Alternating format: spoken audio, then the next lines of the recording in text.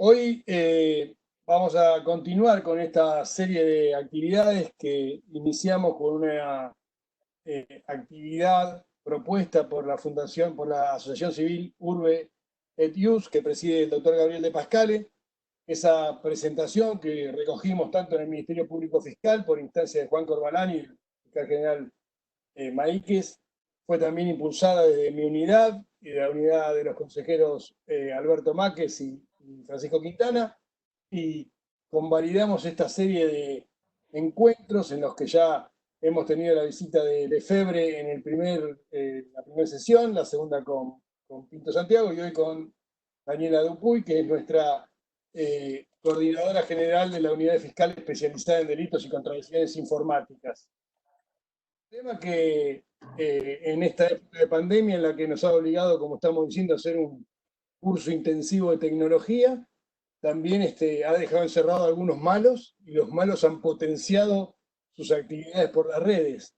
Así que no hace falta demasiadas presentaciones, salvo las académicas que da Silvia, para decir que este es un tema que se instaló en la agenda pública, que los medios de comunicación constantemente lo están tratando y mostrando, porque también tiene que ver con la educación y el cuidado de los menores que tenemos a cargo, y porque la actividad de Daniela Dupuy ha sido prácticamente señera en esta especialidad, en la que recuerdo algunas viejas charlas cuando la Corte decía que para las cuestiones de cibercontratos había que empezar a pensar la jurisdicción en base a quién hace el clic, quién produce el contenido, cómo se circulariza el contenido, dónde se hizo materialmente ese contenido. Esta complicación, la verdad que es una era nueva y que, como muchos de ustedes nos enteramos cuando la escuchamos a Daniela por televisión, hoy lo vamos a poder hacer con mucho más profundidad, prestándole atención a todo lo que nos tiene que decir.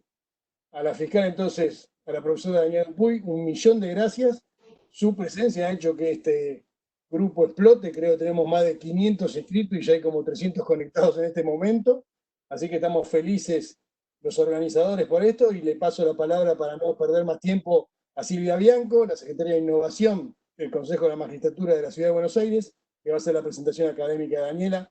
De vuelta, muchísimas gracias. Luego, Silvia se encargará de organizar las preguntas y las charlas, que veo que el chat ya está moviéndose bastante. Gracias, Daniela, de vuelta. Por nada, gracias a ustedes.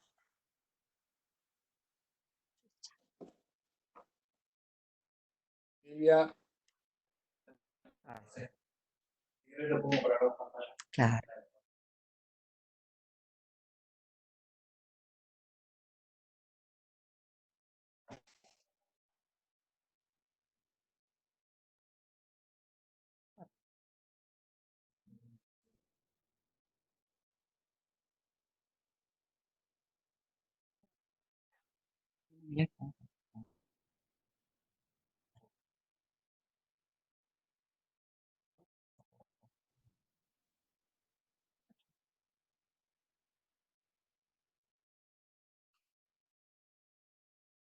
Bueno, no estoy viendo a Silvia. ¿Me están escuchando ustedes?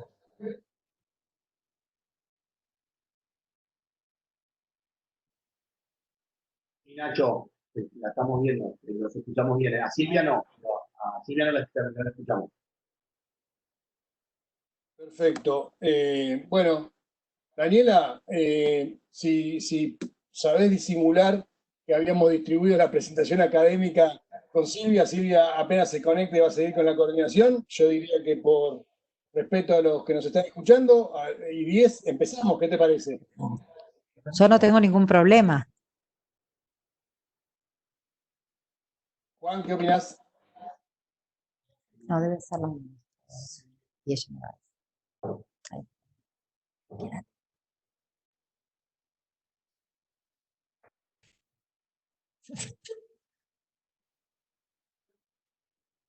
Bueno, voy rellenando los espacios estos de silencio incómodo. Me dejaron sola. No te dejamos solo, no. Al revés, te voy diciendo mientras. Mirá, nos están escuchando desde Caleta, Olivia, mandan saludos de Santa Cruz. Los amigos de San Luis los leí hoy temprano, leí a algunos amigos de Córdoba. desde Santo Domingo, República Dominicana, Daniela, así que ya es internacional la conferencia. Están escribiendo de Bellavista, Corrientes. Estamos listos para empezar. No debe tener en este momento conexión Silvia. Vamos a decir entonces directamente que... Silvia, ahí está. Dale, Silvia, te estamos esperando para arrancar. ¿Me puedes transmitir? ¿Puedo comenzar entonces? Hola, buenas tardes, Daniela. Es que estaba teniendo problemas con el celular. ¿Cómo les va? Bueno, ya escuché la presentación. Creo que ya dijeron que estabas a cargo de la Fiscalía General que creó el fiscal general Máiquez a través de la resolución. ¿Me escuchan? Sí, perfecto. ¿Escuchando, verdad? Bien. Bueno, recientemente, como sabemos, el fiscal general, el doctor Máiquez, por resolución 20 del 2020, creó la UFDICIC, que es la Unidad Fiscal Especializada en Delitos y Contravenciones Informáticas, y está a cargo de nuestra disertante, que es Daniela Dupuy. Bueno, aquí vamos a tener que ver, porque bueno, la finalidad de esta unidad, esa ya nos va a explicar mejor Daniela, es además es adoptar medidas para enfrentar la crisis, porque no estamos solamente ante una crisis de pandemias del COVID, sino también estamos en una crisis contra la lucha contra el cibercrimen, porque hay una proliferación de delitos informáticos, atento a que todos estamos frente a pantallas, estamos más expuestos, los niños principalmente, los adultos también, y hasta incluso los adultos mayores están frente a pantallas, entonces eso hace que el mundo cibernético del cibercrimen, de que haya muchos más delitos, haya mucha más gente y tengamos que cuidarnos muchísimo más. Así que sin mayores preámbulos, Daniela, por favor, ilustranos con todo tu conocimiento y el mayor de los éxitos por esta jornada. Mil gracias a la gente del Consejo de la Magistratura por darnos este espacio, al Ministerio Público Fiscal y a Urbe et Ius por dar este ciclo de conferencias internacionales. Bueno, muchas gracias, Silvia. Muchas gracias, Silvia. Un placer estar con todos ustedes acá. Muchísimas gracias por la invitación. No te veo hace mucho tiempo, nos vimos la última vez, creo que en un lugar muy lindo del mundo. Bellísimo. Pero bueno, hace mucho que no te veo y bueno, me alegró mucho que hayas sido vos la que me presentara. Muchísimas gracias, le doy también a Juan Corbalán, que siempre me tiene tan en cuenta y siempre estamos discutiendo este tipo de casos que realmente nos aquejan a todos los investigadores, los fiscales, los jueces, los defensores y por supuesto la sociedad.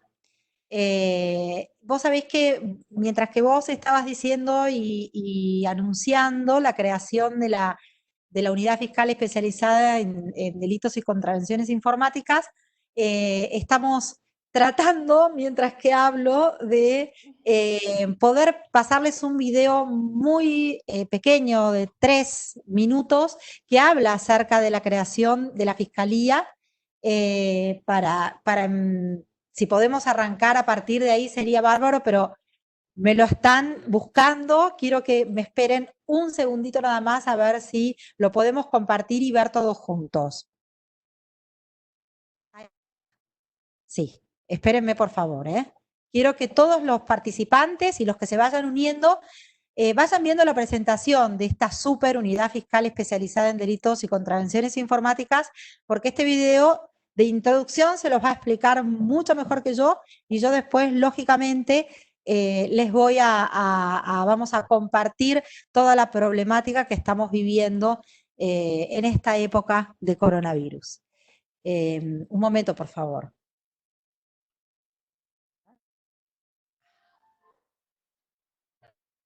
Es la unidad fiscal especializada en ¿Se ve? y contravenciones informáticas del Ministerio Público Fiscal de la Ciudad de Buenos Aires. Los delincuentes que cometen delitos a través de Internet son cada día más profesionales, usan técnicas cada vez más sofisticadas y disponen de modernas herramientas. Esto nos vuelve una sociedad más vulnerable en cuanto a privacidad, intimidad, actividad sexual, honor, patrimonio, etc. Es por eso que el Ministerio Público Fiscal de la Ciudad ha decidido concentrar en la UFEDICI la coordinación y dirección de todos los recursos humanos y materiales para la investigación del cibercrimen. La unidad está a cargo de la doctora Daniela Dupuy. Tiene competencia exclusiva en toda la ciudad autónoma de Buenos Aires. Los delitos que investiga son el artículo 128 del Código Penal, que consiste en la producción, distribución y o tenencia de material de explotación sexual infantil, es decir, fotografías o videos de niños, niñas y adolescentes que representen actividades sexuales explícitas o exhibición de sus partes genitales. Investigamos también delitos y contravenciones como el suministro de material pornográfico a niños, niñas y adolescentes, que ocurre cuando una persona mayor de edad entrega pornografía de adultos a un menor a través de medios informáticos. Esto puede ser un delito o una contravención según la edad de quien lo reciba. Si la niña o el niño tiene entre 14 y 18 años, se trata de una contravención. Si es menor de 14, es un delito. El grooming consiste en el contacto por medios tecnológicos con niños, niñas y adolescentes, en el que el agresor le solicita fotos o videos sexuales o bien mantiene conversaciones de contenido erótico o sexual. Muchas veces los agresores lo hacen con el propósito de acordar un encuentro, cometer delitos contra su integridad sexual. El artículo 153 bis del Código Penal se refiere al acceso sin autorización a un sistema o dato informático de acceso restringido. Esto podría ser la antesala para la comisión de otros delitos, como la estafa, el daño, la sustracción de datos personales, de claves o datos sensibles. Este artículo contempla el daño, la alteración o destrucción de datos, documentos, programas o sistemas informáticos. Cuando son públicos o bien cuando están destinados a prestar servicios de salud, de comunicaciones, medios de transporte, etc., se agrava la pena.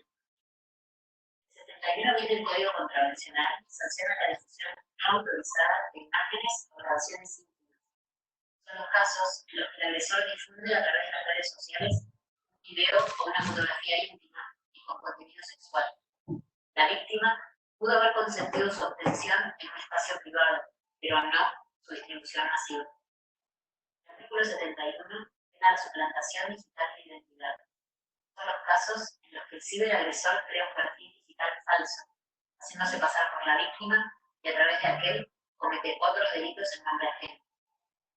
A su vez, la Fiscalía General expuso que cualquier otro delito de contravención en materia informática que se legisle también pasará a ser competencia del ilícito. Capacitar a distintos operadores del sistema judicial para investigar cualquier delito o contravención que se cometa a través de medios digitales. Concientizar a niños, niñas y adolescentes, a sus padres y docentes, sobre cómo prevenir y evitar ser víctimas de conductas delictivas a través de Internet y transmitir las consecuencias derivadas del mal uso de las redes sociales. Usar mecanismos de cooperación internacional para investigar este tipo de conductas cuando se encuentren alojadas en otros países. Actuar de manera coordinada con las distintas fuerzas especializadas. El Ministerio Público Fiscal de la Ciudad cuenta con canales de denuncia disponibles en 24 horas.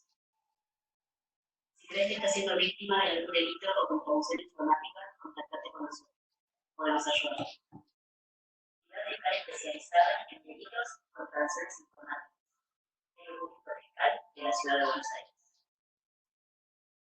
Bueno, básicamente esa es una pequeña presentación de lo que es la UFEDICI, que ha creado la Fiscalía General a cargo de Juan Bautista Maíquez. Realmente para todo nuestro equipo fue una sorpresa y un orgullo, porque venimos trabajando hace tanto tiempo, 3 fiscalías especializadas en cibercrimen de manera separada. Entonces creo que lo que podría llegar a ser algo muy útil para la sociedad en términos de investigación en entornos digitales era poder unir a todos los investigadores de las fiscalías y armar una gran unidad con objetivos que, bueno, ustedes lo estuvieron observando, pero que lo vamos a profundizar a lo largo de este encuentro, que estoy muy contenta realmente de estar aquí.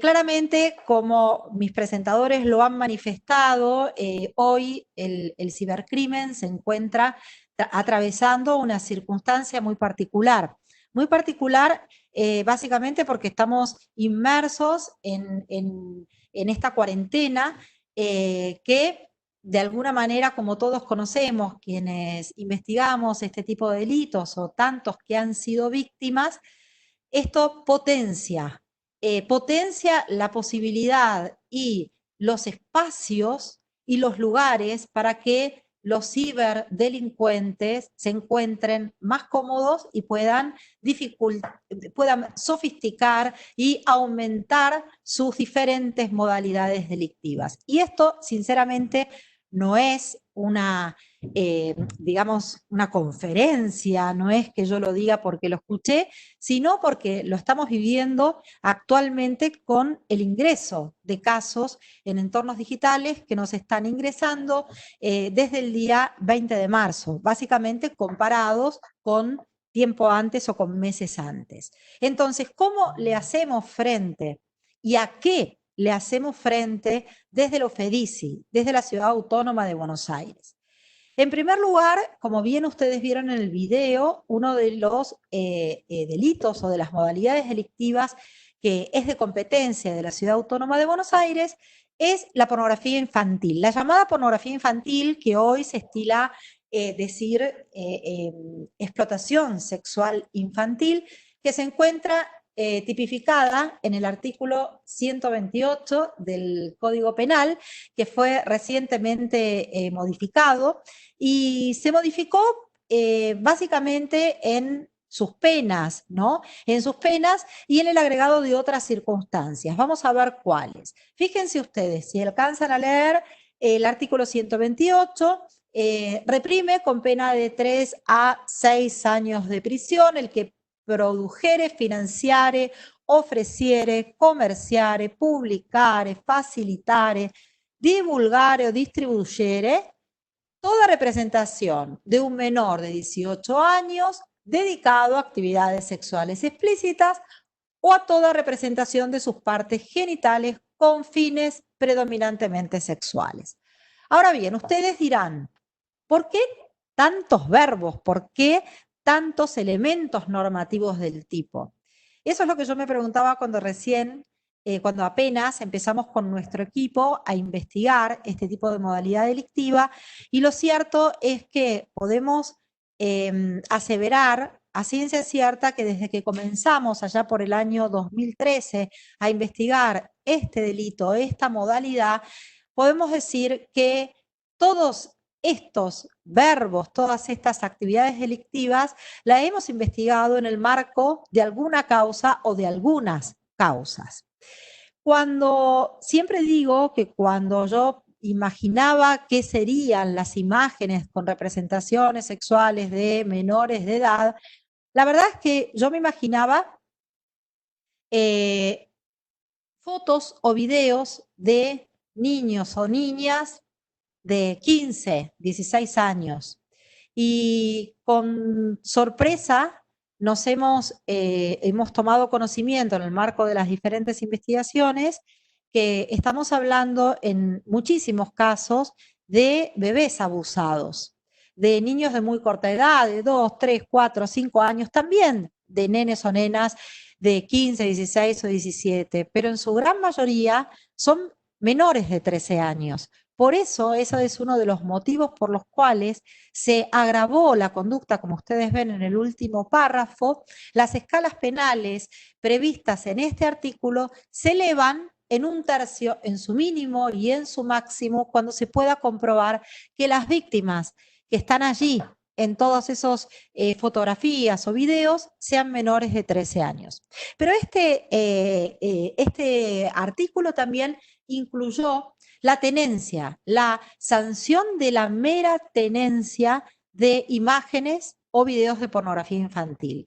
Y esto fue una larga discusión de por qué debería estar prohibido que una persona simplemente tenga este tipo de imágenes con chiquitos involucrados en donde se los esté abusando sexualmente. Si simplemente uno los tiene y entraría dentro de lo que sería el artículo 19 de la Constitución Nacional como acciones privadas que no afectan, ¿no?, a terceros. Y sin embargo, justamente, y esto es uno de los tantos motivos por los cuales aplaudo y celebro la especialización, es que el caudal de casos que tenemos, de la casuística, del día a día, podemos determinar a ciencia cierta que la persona que tiene, el imputado que tiene, no tiene 10, 15, 300 imágenes o videos de explotación sexual infantil. Tiene 5.000, tiene 7.000, tiene 10.000, tiene 20.000 y cada vez quiere más. Cada vez quiere más y diferente. Entonces, básicamente esto se traduce en demanda. La demanda claramente genera y provoca que haya más oferta. Para ofertar, tengo que producir.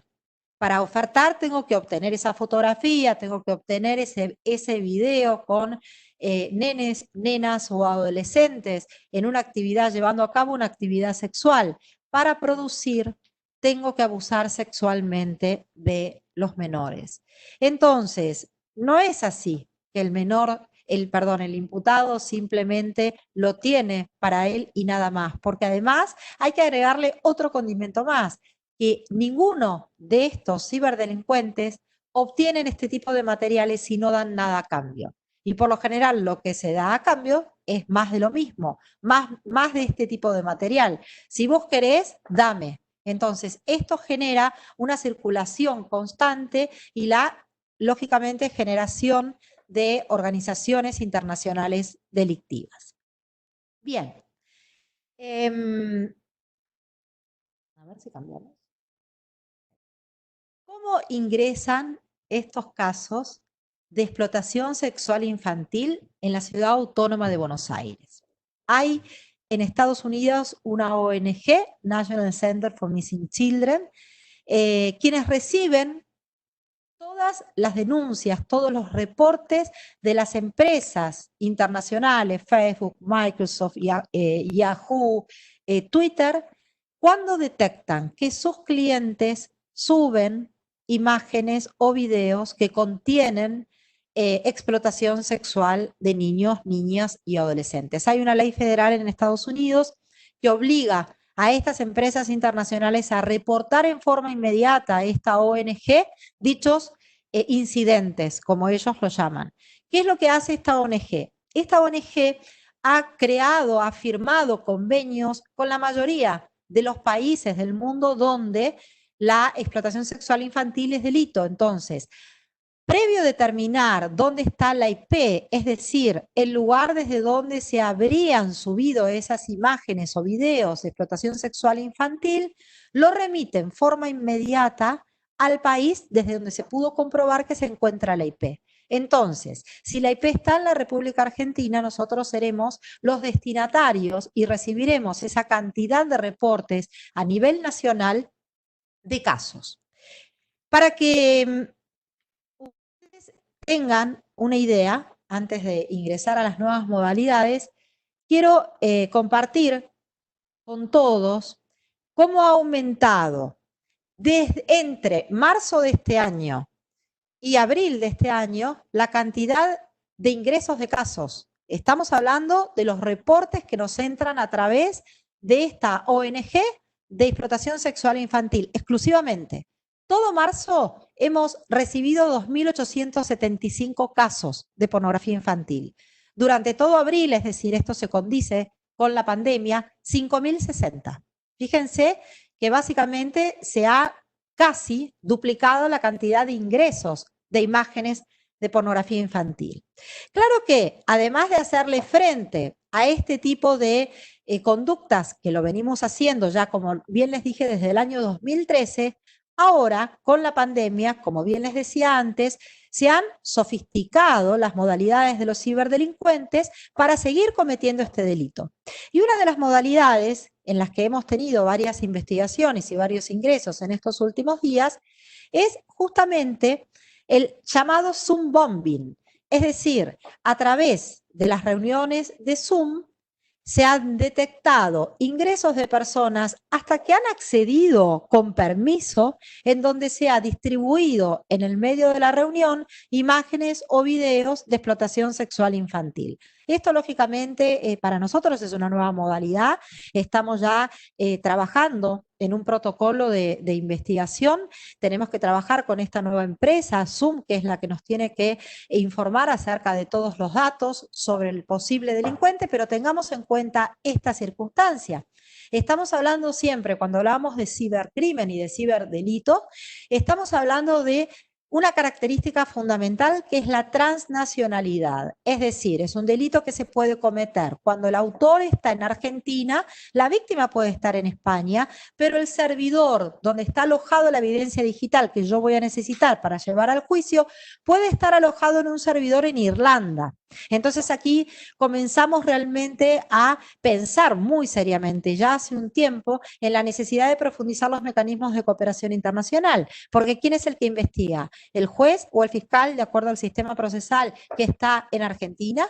¿O el que está en España porque la víctima está allí? ¿O donde están los datos, que es la evidencia digital que yo tengo para comprobar el hecho que estoy investigando? Esto claramente es un dilema, pero se traduce a esta modalidad delictiva. ¿Por qué? Como bien en nuestro presentador nos informaba, en esta reunión de Webex hay cantidad de personas que viven en diferentes lugares, ¿sí? En diferentes lugares de la República Argentina, en otros países, en República Dominicana, todas fueron perfectamente aceptadas en esta reunión.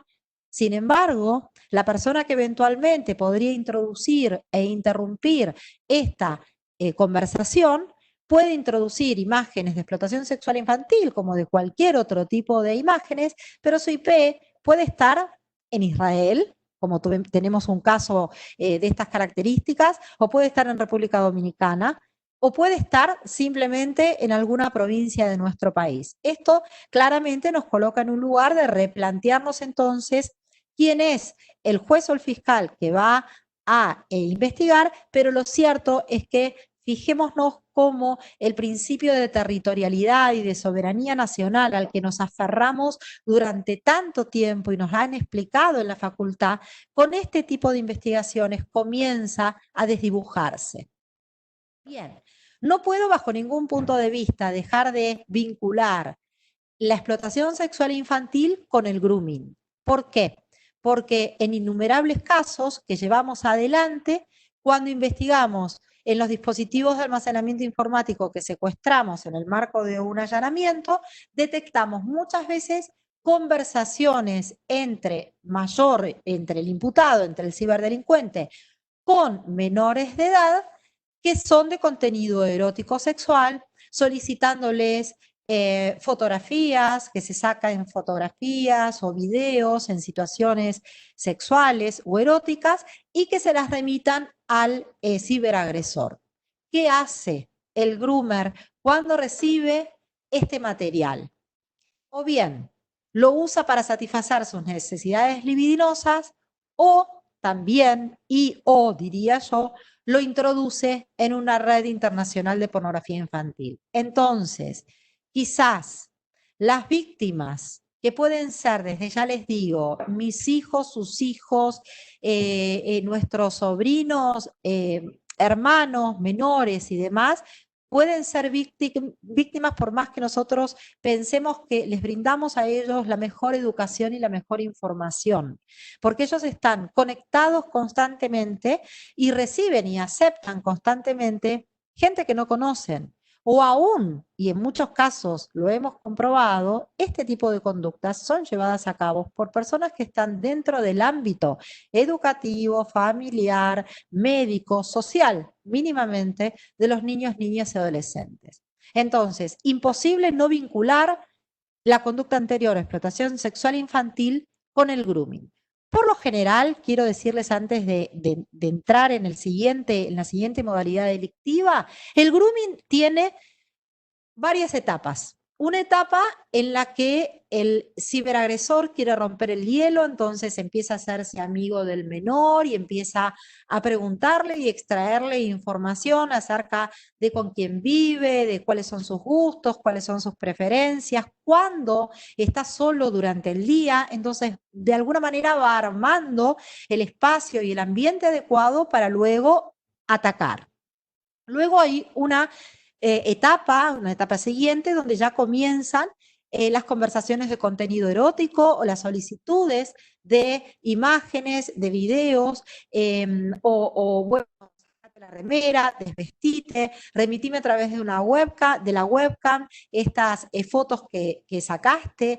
Mañana nos volvemos a encontrar en este lugar, invita a algún amiguito y entonces cuando se encuentran al día siguiente, ataca a ambos, que al principio, como se trata de una franja etaria que va entre niños de 8 y 13 años, quizás el comienzo del contacto con el cibergroomer es por un juego, por una curiosidad de índole sexual, pero lo cierto es que estas conversaciones comienzan a subir de tono.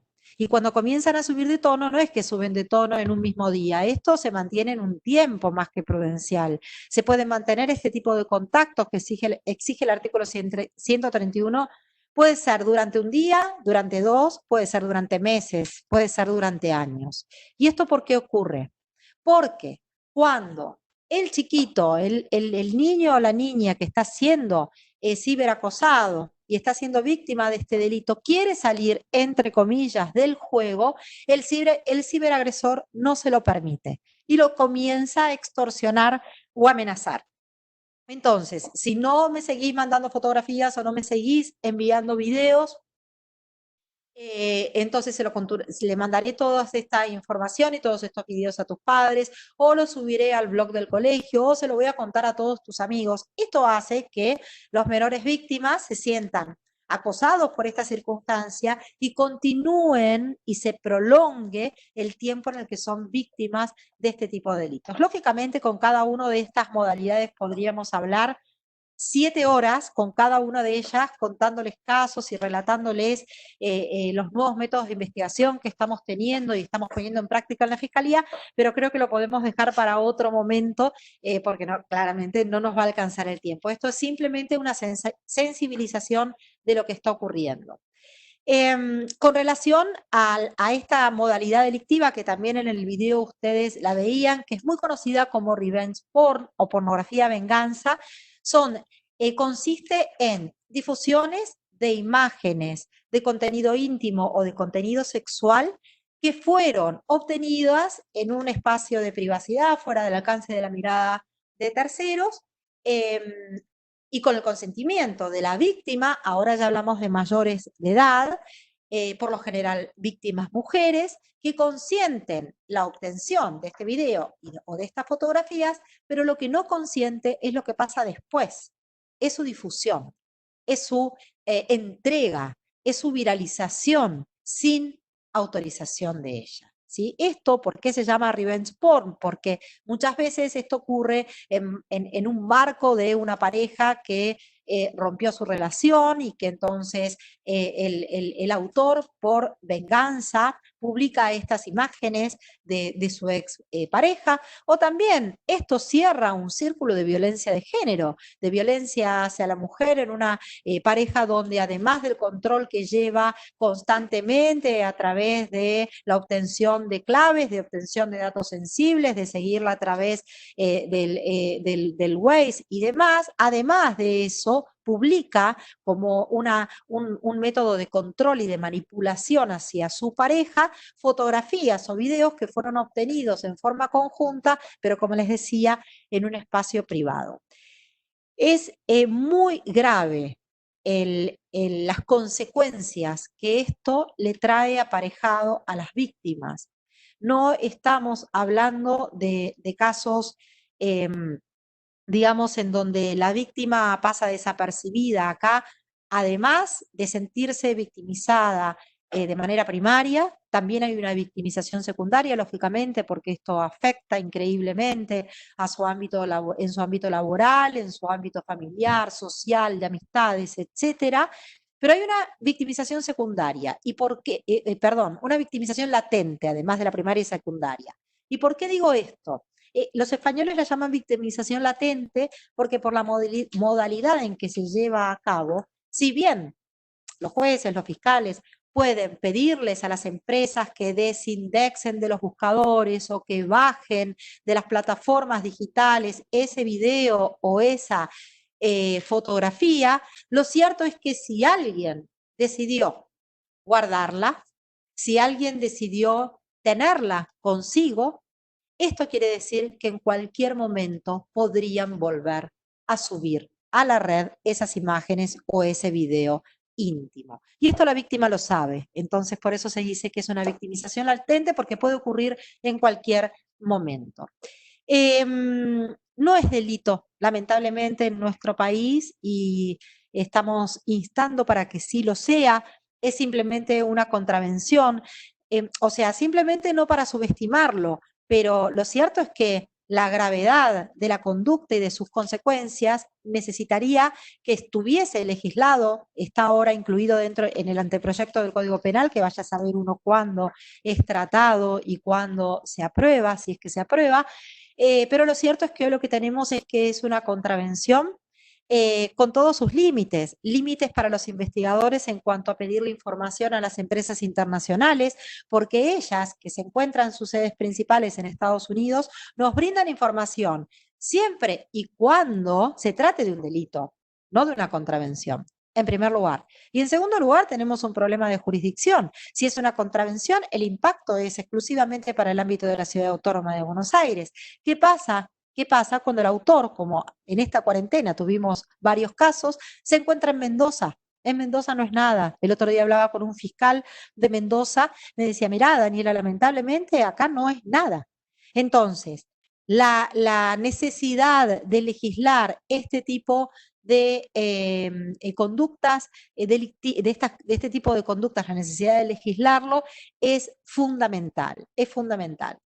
Y aquí podemos hablar también que está dentro de nuestra órbita de investigación de la suplantación de identidad. Tampoco es delito. Hoy no es delito, es simplemente contravención. ¿Pero por qué lo linkeo, lo vinculo inmediatamente con lo que serían las conductas anteriores, más específicamente con la difusión de imágenes? Porque muchas veces luego de que se difundió este tipo de imágenes, se viralizó, el ciberdelincuente lo que hace es imitar o simular o crear un perfil falso a nombre de la víctima. Y en ese perfil no solamente publica sus datos y publica sus números de teléfonos y dónde vive, sino que además allí publica todas las imágenes y los videos que fue obteniendo, reitero, durante su relación y en un ámbito privado y fuera del alcance de la mirada de terceros. Esto claramente ha traído cantidad de inconvenientes y de consecuencias nocivas a tal punto que víctimas de este tipo de delitos donde la simulación o la creación del perfil, las supuestas, digamos, las supuestas personas ofrecían sus servicios sexuales, tuvieron que muchas veces mudarse del lugar, cambiar su línea telefónica, mudarse del lugar donde vivían porque las venían a buscar a sus casas, cambiar su línea telefónica o su número de teléfono porque las contactaban solicitándoles y pidiéndoles servicios sexuales, pero lo más grave es que hubo muchísimos casos de suicidio, ¿no? Es decir, ante el abatimiento y las consecuencias realmente que generan este tipo de circunstancias en la víctima, digamos, con lo que sabemos que implica el impacto y el efecto multiplicador en las redes sociales. No es que yo se lo paso o lo cedo simplemente a un amigo o un grupo chiquito de WhatsApp de mis amigos. Es probable que de primera mano comience a ser viralizado con mi grupo de 5, 10 amigos, pero seguramente que ellos, si les resulta graciosa, si les parece interesante, también la van a retuitear, las van a reenviar, la van a recompartir hasta que termina viralizado, y esto es lo que le intentamos siempre de explicar a las víctimas, que creo que es lo más nocivo, que es una vez que está viralizado, ya deja de ser de uno ese material. Por eso insisto con el cuidado y con el deber de ser sumamente responsables con el uso de la red y con los datos que se entregan, fotos, videos, datos, lo que sea. Pero es sumamente importante ser cautelosos y ser cuidadosos, porque fíjense que de alguna manera, si no nosotros como víctimas, estamos contribuyendo al que el ciberdelincuente tenga todas las herramientas para delinquir. Bien, esto es una asignatura que en la Argentina tenemos pendiente, tendría que ser delito lo antes posible. El sexting es una forma de difusión de imágenes de contenido íntimo que se difunden, pero es una metodología, una modalidad que se ha como naturalizado porque la llevan a cabo los jóvenes, los adolescentes.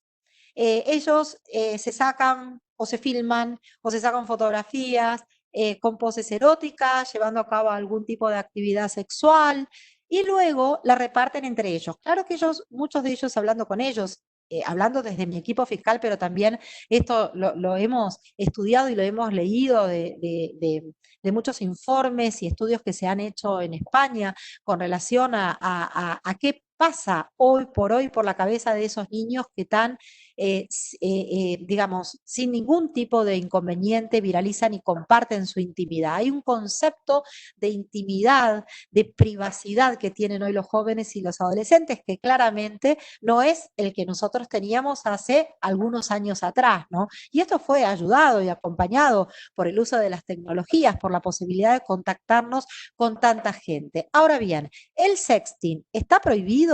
¿El sexting debe ser delito? No, en realidad los adolescentes o los jóvenes pueden hacer puertas adentro lo que ellos quieran. El problema surge cuando a alguno se le ocurre difundirlo o viralizarlo. ¿Cuál es el problema aquí? Más de un menor dice, a mí no me interesa que se haya viralizado, no me causa y no me genera ningún tipo de perjuicio, pero las consecuencias negativas están a la vista. ¿Por qué? Porque los ciberagresores están claramente al acecho de estos niños, niñas, adolescentes, jóvenes, que tan deliberadamente comparten, viralizan, retuitean sus imágenes y sus videos íntimos para captarlos, para comenzar ellos a llevar adelante una actividad delictiva como puede ser el grooming, como puede ser el suministro de material de pornografía infantil, como puede ser introducir estos videos que ellos ellos tan libremente han compartido y viralizado en una red de pornografía infantil. Entonces, es sumamente importante poder conversar con los niños, con las niñas, con los adolescentes, con los jóvenes, para que tomen de alguna manera conciencia de cuáles son los peligros, cuáles pueden ser las consecuencias negativas que vemos todos los días desde la UFEDICI, que están ahí, tangentes y tangibles para que las comencemos a investigar. Hoy, antes de venir para aquí, estoy en Tacuarí, que terminé de salir de una audiencia de prisión preventiva, pero a la mañana estuve en Beruti en mi oficina y estaba sentada con uno de mis secretarios, con Tomás de Bacareza, y él miraba su teléfono con una cara de horror. Y le digo, ¿qué es lo que pasa? Me dice, no paran de ingresar casos. Es constante la cantidad de casos que en tiempo real, es decir, les estoy hablando, hace 2 horas están ingresando. Por lo tanto, ese cuadro que yo les compartí, que lo hice hace 2 días, seguramente ya es viejo. Bien, otra modalidad que se puede llevar a cabo también y que es muy común en estos tiempos es la sextorsion. Es decir, ¿en qué consiste esto? Esto no lo estamos investigando nosotros, esto es de competencia de la justicia nacional, pero bueno, pero quiero compartir con ustedes cuál es la modalidad, porque muchas veces me lo han venido o nos lo han venido a denunciar en la fiscalía y nosotros le dimos intervención al doctor Asolín, que es el que está encargado de la unidad fiscal de Nación, ¿no? De cibercrimen. ¿En qué consisten estas conductas? Bien, son personas que también son contactadas a través de las redes, y fíjense que lo que les voy a contar es lo mismo que ocurre en la modalidad del grooming. Comienzan estas personas que se hacen pasar por mujeres, pero en realidad son organizaciones delictivas que están en Costa de Marfil, ¿sí? Entonces se hacen pasar por mujeres, tienen en su perfil la foto de una hermosa mujer y comienzan. ¿Cuál es el target? El target son hombres con cuentas bancarias importantes y con posiciones laborales que puedan llegar a ser comprometidos en el caso de que se difundan lo que terminan en muchos casos haciendo. ¿Cómo opera esta actividad? La mujer o el hombre, que se hace pasar siempre por una mujer, comienza a hacerse amigo, comienzan a tener un intercambio de chat vía WhatsApp, te mando una foto, te mando un video mío y ahora te toca a vos, mándame una foto, mándame un video, lleva a cabo tal o cual actividad sexual, masturbate, envíame ese video y ahí empieza la extorsión. Muy bien, si no me depositas tanta cantidad de bitcoins en tal billetera virtual, entonces esto lo tendrá tu mujer en 30 segundos en su teléfono.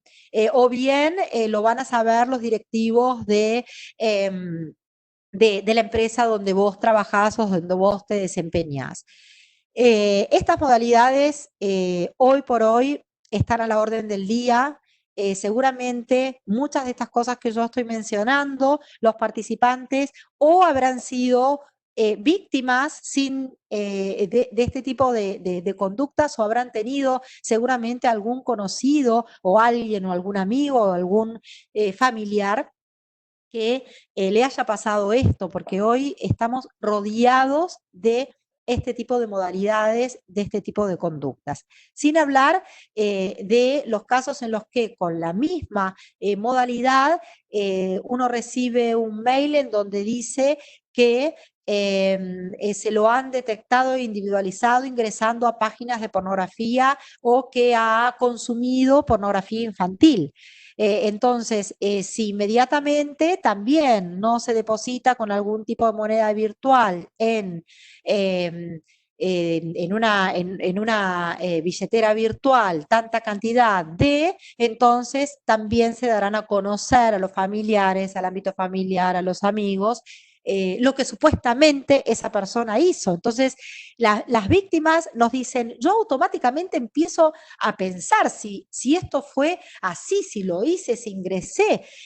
Pero bueno, en algunos casos lo cierto es que es más llamativo porque los ciberdelincuentes tienen hasta el número, algún número de clave, algún dato sensible de la víctima atacada y por eso crea una mayor confusión, ¿no? Bien. Esto se los vuelvo a decir, lo hicimos hace 3 o 4 días, creo que ya es antiguo, pero medianamente nos muestra el ingreso y el aumento de los casos en todos y cada uno de los delitos que les comentamos, en los que intervenimos, que les comentamos en el video introductorio, pero fíjense que entre 58%, 57%, 100%, 350% han aumentado el ingreso de casos, por ejemplo, en la difusión no autorizadas de imágenes, 33% en los hostigamientos. Bueno, esto no incluye la explotación sexual infantil, que fue la filmina que les mostré al principio de todo, donde claramente y básicamente casi en un 100% se han duplicado los ingresos.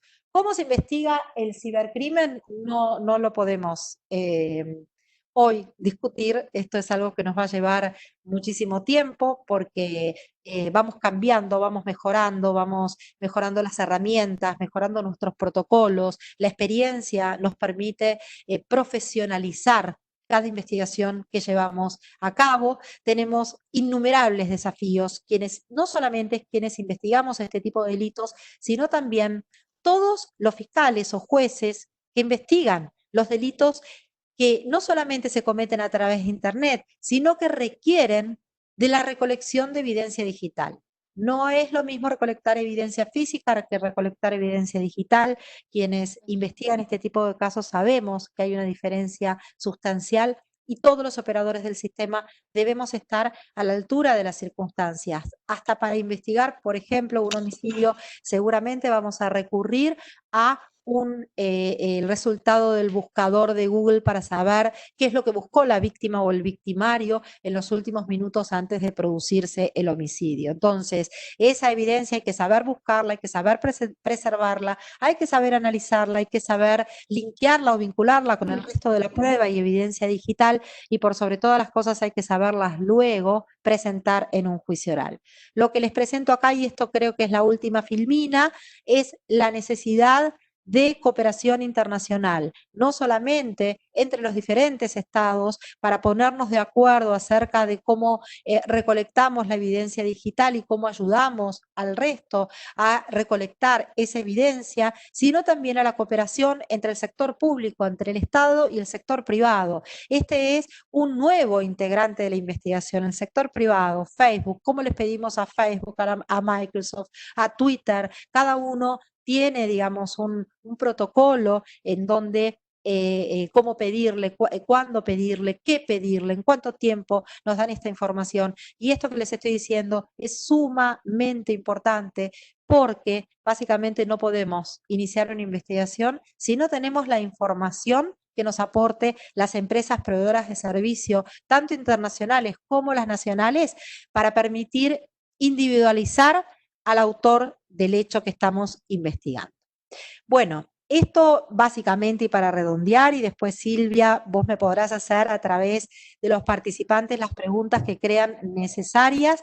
Creo que esto es un esfuerzo de todos. Creo que si bien yo amo y estoy orgullosa de formar parte de este equipo espectacular que es la UFEDICI, que con muchos de ellos venimos trabajando ya hace muchísimos años, lo cierto es que estaríamos un poquito más contentos si el ingreso fuera menor, pero no para trabajar menos.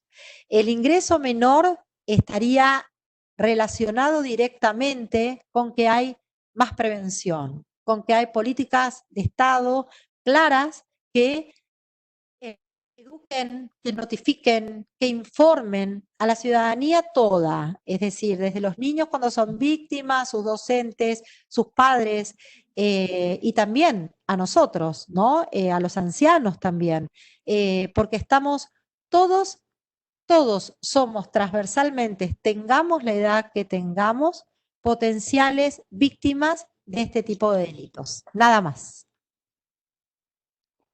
Muchísimas gracias, impecable la exposición, creo que están todos coincidiendo con que utilizaste un lenguaje claro para que todos podamos comprender de qué se habla en un tema tan importante como el de ahora.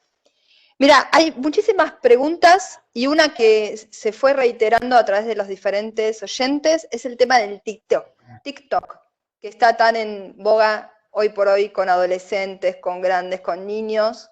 Chicos chiquitos, ¿qué está pasando si se está teniendo en cuenta el tema de TikTok? Bueno, TikTok es una plataforma que está muy de moda ahora, sobre todo entre los adolescentes y no tan adolescentes, entre los jóvenes también, en donde intercambian videos, en donde ellos cantan, donde bailan, los pueden editar, los pueden mejorar, los intercambian y muchas veces también la plataforma te permite que los puedas conectar o los puedas vincular y viralizar y compartir a través de Facebook, a través de Instagram. Y bueno, esto claramente, una vez más, es una herramienta más moderna, nueva, que si no se toman los recaudos necesarios, ponen en riesgo a los niños, ¿sí? Porque vos fíjate que son plataformas que son utilizadas para lo que sea, para bailar, para cantar, para intercambiar algunos gustos por la música, porque tiene que ver, está relacionada más que nada con la música, con el desempeño, el desenvolvimiento musical y demás. Pero si no se toman los recaudos necesarios, es otra vez lo mismo, es estar navegando constantemente los chicos, los niños, niñas, adolescentes, digamos, en la red. Y esto, el ciberdelincuente lo sabe, lo conoce, saben cuáles son las herramientas que utilizan ellos para poder captarlos y para tener un motivo más o un espacio más, por así decirlo, para poder captarlos. Entonces, no es diferente en cuanto a lo que sería la vulnerabilidad de los niños, lo que tiene que ver con su actividad en Instagram o en Facebook o en relacionarse e intercambiarse este tipo de videos, por ejemplo, con desconocidos, con personas en donde se puede iniciar una actividad de intercambio de videos de canto o de baile, y esto puede derivar o puede ser, digamos, la antesala para cometer otros delitos de contenido sexual. Otra de las preguntas que están haciendo es la integración de la Fiscalía de esta unidad especial que se creó en delitos y contravenciones informáticos. ¿Cómo es, si existe un equipo interdisciplinario, si hay psicólogos, asistentes sociales? ¿Nos podés ampliar en eso, Dani? Sí, es una buenísima pregunta porque acá nos reímos quienes estamos, estoy con Catalina Neme y Cristian Fariña, que son dos excelentes colaboradores de la Fiscalía, dos secretarios, y sí, es el día a día es una necesidad constante que vamos teniendo de tener estos equipos interdisciplinarios. ¿Qué es lo que tenemos y qué es lo que esperamos que vamos a tener? Y yo sé que el doctor Maíquez nos va a entender y nos lo va a brindar también, porque es sumamente necesario. En primer lugar, todos ustedes saben seguramente que nosotros trabajamos con el Cuerpo de Investigaciones Judiciales, codo a codo con el Cuerpo de Investigaciones Judiciales. Ellos tienen un área de cibercrimen que nos ayudan a analizar todos los dispositivos de almacenamiento informático que encontramos en los allanamientos. Ellos van también a los allanamientos, nos ayudan con la investigación. Ahora bien, ¿qué pasa con la necesidad de asistencia constante a la víctima? Tanto niños, niñas, adolescentes, como mujeres, como hombres, pero víctimas en general de este tipo de delitos. También te podría decir que el Cuerpo de Investigaciones cuenta con algunos psicólogos y algunos psiquiatras que son muy, muy reconocidos, y es muy valiosa la labor que desempeñan, y ellos trabajan en muchos casos con nosotros codo a codo, ¿no? Sobre todo a la hora de tener que decirle a un papá: tengo la evidencia digital, no la sospecha, que su hijo fue abusado sexualmente. Y tengo la evidencia digital porque empecé a investigarlo al imputado por producción de imágenes de pornografía infantil. Y de estas producciones y de una exhaustiva investigación podemos llegar a determinar que se trata de individualizar a la víctima. Entonces, llamamos a sus papás, llamamos a sus padres. A sus papás no le digo como le hubiéramos dicho hace unos cuantos años: estamos investigando la posibilidad de que su hijo haya podido ser víctima de un delito de abuso sexual. No. Al papá lo que le tenemos que decir es: su hijo fue víctima de abuso sexual y tengo la prueba aquí, tengo el video y esta es la cara de su hijo.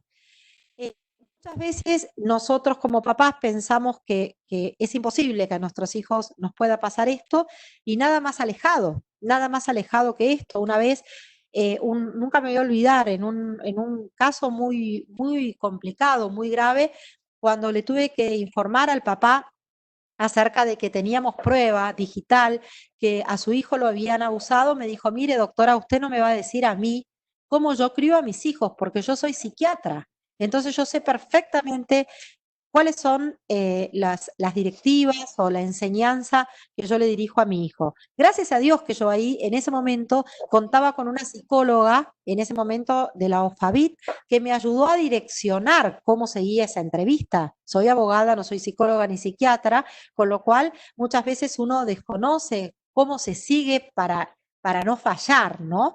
Y para tratar de que esa persona o ese testigo, en este caso, por ejemplo, nos dé la mejor información, es decir, la información de calidad que nosotros vamos a necesitar para el juicio oral. Esto es muy, pero muy reciente. Tato Nanser, que es el subsecretario de Política Criminal, cuando se creó esta OFEDICI, me ofreció la posibilidad de un área por ahora muy chiquita, conformada por psicólogos y psiquiatras, nos puedan asistir, es decir, puedan asistir a las víctimas desde el minuto cero de este tipo de casos de grooming, de casos de explotación sexual infantil, de casos de supuestos o eventuales casos de abuso, que tengamos que ellos tengan el acompañamiento, pero nosotros también, porque más allá de que existe la asesoría tutelar, más allá que lógicamente el OFABIT nos acompaña cuando nosotros lo pedimos, esta problemática requiere de un acompañamiento específico. Estamos hablando de niños que fueron abusados o ciberabusados, sea cual fuera la calificación jurídica, han sido acosados y han sido abusados. Y vaya a saber uno hace cuánto tiempo. Con lo cual, no cualquiera puede tomarle digamos, una declaración o puede entablar una entrevista o puede extraer información de calidad para las investigaciones. Por lo tanto, si bien te podría decir, la respuesta a la pregunta sería que estamos en un proceso de formación para darle un abordaje multidisciplinario desde la OFEDICI a todos los casos. Excelente, acá hay gente escuchándonos justamente de la OFABIT y están corroborando cada una de las palabras que decís, Daniela. Otra de las preguntas que es recurrente es el tema de la alfabetización en las escuelas, si existe algún tipo de capacitación, algún tipo de alfabetización para colegios, escuelas, o si hay charlas para niños, niñas y adolescentes respecto a estos temas, porque nosotros que estamos tras de esta pantalla, la mayoría somos adultos, unos profesionales, otros interesadísimos en el tema, y creemos que son los niños los que tienen que estar interesados en de a mí no me va a pasar, en esa inocencia que a veces sí, te puede pasar y no nos quieren entender a nosotros, pero quizás ven otras caras y lo comprenden. Bien. ¿Hay algo de esto, Daniela? Te voy a contestar desde lo particular hacia lo general. Desde lo particular, te podría decir que desde el Ministerio Público Fiscal de Cava hay un programa, en el marco de un programa que se llama Fiscales a la Escuela, la Secretaría, creo que es de Derechos Humanos, hace ya un tiempo que viene implementando charlas en los colegios donde los integrantes de la UFEDICI siempre son los que acompañan y los que brindan a los alumnos y a los docentes estas charlas de prevención más que nada, ¿no? Y de puesta de conocimiento acerca de las consecuencias de esto.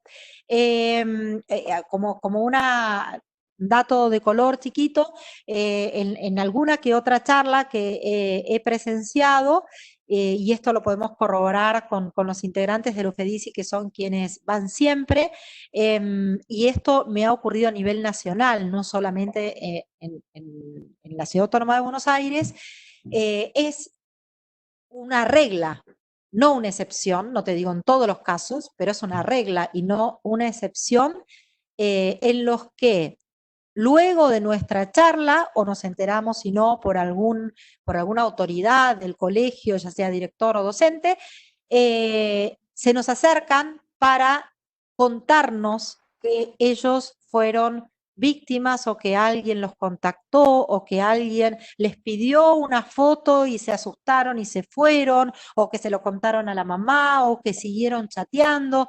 Y esos son los que se acercan. Imagínense los chicos que realmente hay en esta situación y no se animan a contarlo, porque quizás o los papás no tenemos tiempo, porque los papás no dimensionamos que esto puede pasarle a nuestros hijos, o porque no encuentran un espacio para poder hacerlo porque les da vergüenza, por lo que sea. Entonces, eso desde lo particular.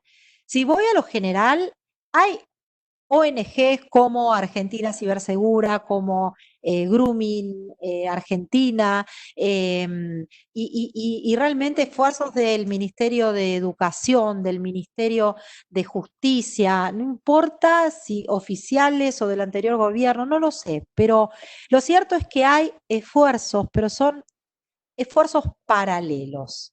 No hay un esfuerzo mancomunado, una política de Estado clara, fuerte, que tienda a cuidar a nuestros niños, niñas y adolescentes, que tiendan a educarlos, que tiendan a incorporar en la currícula de primaria y de secundaria este tipo de conductas que ellos las deben vivir, los chicos la deben vivir a diario, si no es a ellos, si no lo sufren, la sufrirán amigos, no sé, se me ocurre cantidad de ejemplos para darles, pero por cuestión de tiempo lo podemos dejar para otro momento, pero lo cierto es esto, es la necesidad de empezar a generar políticas de Estado. Eso es desde lo general, pero desde lo general y es lo más importante. Otra de las cosas que, bueno, que creo que ya lo mencionaste es el tema este de la colaboración internacional. Nos están preguntando si se está por crear algún organismo internacional o si ya existe. No sé si querés ampliar algo más sobre eso, Daniela. Sí, bueno, en la órbita del Ministerio de Justicia existe una red 24/7 en la que lógicamente nosotros recibimos requerimientos de otros países que necesitan información que se encuentra en nuestro país porque los imputados se encuentran en nuestro país, entonces es información que aquellos estados necesitan para sus propias investigaciones y también, digamos, información que nosotros solicitamos a través de esta red 24/7, que necesitamos en el marco de nuestras investigaciones para que, información que se encuentra en otro país, entonces se le requiere al fiscal con jurisdicción en España, por ejemplo, que nos brinde información específica sobre un dato que nosotros necesitamos sobre un sospechoso y también muchas veces y en forma mancomunada se han llevado a cabo diferentes actividades tendientes a fortificar y fortalecer la investigación. De esto se trata la profundización de mecanismos de cooperación internacional. ¿Que ya funciona? Sí, claramente esto ya está funcionando y no solamente te digo que está el título de la red 24/7, sino que claramente ya estamos muchos de los operadores trabajando y colaborando en este sentido con investigaciones de otro país o brindando información que estamos llevando a cabo en nuestro país. Otra de las preguntas que están haciendo, el consejero Viglieri ahí nos quiere introducir algo. No. Bueno, seguir con las preguntas más, dale. ¿Sí? ¿Seguro, consejero? No, es algo que lo que están diciendo es que ahí estabas explicando que hay un 0800 333 47 225, ¿verdad? ¿Qué otros mecanismos? Ahí está en pantalla, porque la gente estaba queriendo consultar dónde denunciarlo, además del 0800 que les había quedado grabados a todos, y qué mecanismos también. Otra de las preguntas será, como encontramos el IP del agresor, llamémosle groomer, como le queramos llamar en el caso de que sea grooming. Pero, ¿qué pasa con la víctima? ¿También se la puede identificar? Yo comprendo que sí, pero eso lo quisiera escuchar de vos, Daniela. ¿Qué pasa con el IP de las víctimas? Y en caso de que las podamos localizar, si hay alguna ayuda posterior después de haber sido identificadas. Si hay algún acompañamiento psicológico. Bueno, varias cuestiones entonces. En primer lugar, aquí tienen, se ve en pantalla los diferentes lugares donde pueden denunciar hechos, algunos de los que hemos discutido hoy. Hoy por hoy, en épocas de cuarentena, es el 0800 como lo ven, es la página web del Ministerio Público Fiscal, es bueno, estas dos, porque después tenemos claramente hay una app también del MPF, como ven ustedes aquí, para hacer inmediatamente denuncias, pero lo que es sumamente importante en épocas comunes de no cuarentena son las oficinas de recepción de denuncia. Hay un montón de oficinas de recepción de denuncia, que no me acuerdo la cantidad, pero son muchas, porque cada vez van creando más, en donde, ¿cuál es el objetivo de esta oficina de recepción de denuncia del MPF? Que el vecino, que el ciudadano, no tenga que recurrir a la comisaría, puede recurrir a estas oficinas que por lo general están muy cerca del radio donde vive el ciudadano. Entonces, tiene estas tres opciones: o llama por teléfono, o lo hace por mail, o ingresa desde su teléfono sin moverse de su casa por el app que bajó en su teléfono celular, o bien se traslada, en el caso de que estemos autorizados, se traslada al centro más cercano, que también figura en la página web del MPF Cava, se traslada allí para efectuar la denuncia que corresponda. Ahora bien, con relación a los casos de grooming o los IP de grooming, del groomer, como bien vos dijiste, Silvia, la mayoría de los casos de grooming nos ingresan directamente por la denuncia del víctima o de los papás de la víctima, ¿sí? Entonces ahí nosotros ya tenemos un contacto directo con la víctima, en donde esa persona nos va a aportar seguramente, porque lo que pedimos también es que nunca borren todo el intercambio de chat, de conversaciones, de fotografías que fueron recibidas o que fueron enviados, etcétera. Nosotros lo que hacemos principalmente es preservar esa evidencia digital, ¿sí? Entonces, tenemos los instrumentos, las herramientas digitales necesarias a través del Cuerpo de Investigaciones Judiciales para que esto ocurra. Ahora bien, ahí ya tenemos individualizada a la víctima, ya trabajamos con la víctima. ¿Qué puede ocurrir? Y acá se nos abre un abanico de posibilidades. Y esto, por eso la pregunta la respondo en base al caso concreto. Puede ocurrir que la víctima sea una persona conocida, es decir, que ya el denunciante venga a decir con nombre y apellido quién lo está acosando, quién le está pidiendo fotos, quién le está mandando videos, o bien puede no saberlo. Y es allí donde empieza nuestra investigación. A través de la información que nos suministra la víctima, es aquí donde empieza nuestra información para individualizar al IP o para individualizar el contacto de la persona con quien habría intercambiado este tipo de material. Con lo cual, esto lógicamente depende del caso concreto. Tenemos, digamos, innumerables hipótesis en este sentido de investigación, pero básicamente estas son las dos posibilidades, es decir, que trabajamos muchas veces con la información que nos suministra la víctima, buscando lógicamente al imputado, que fue, digamos, el que le suministró, pidió o el que entabló este tipo de comunicaciones.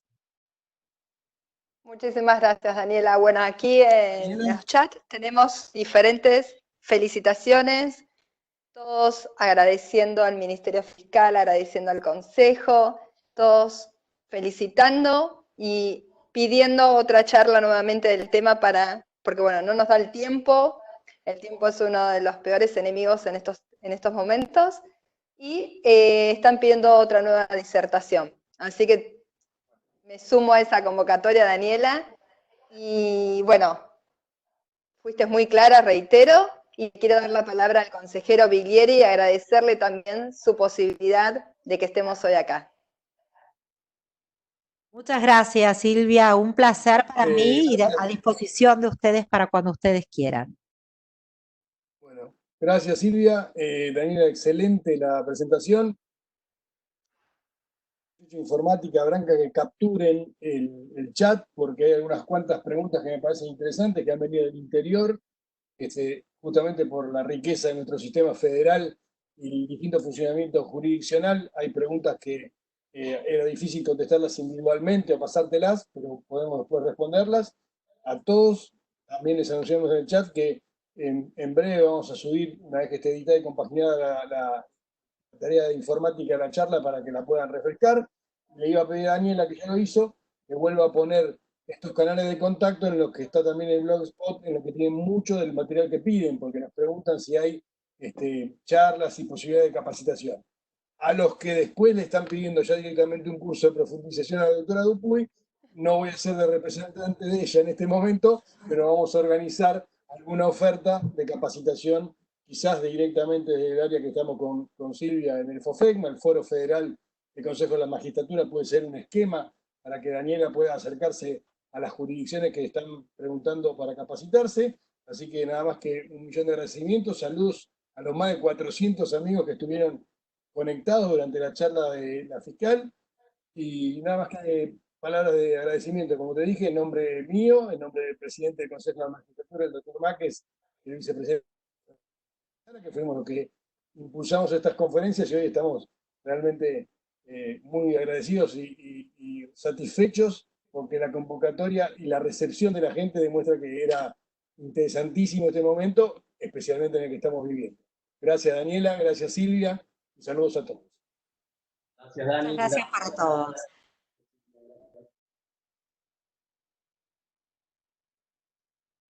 Hasta la próxima.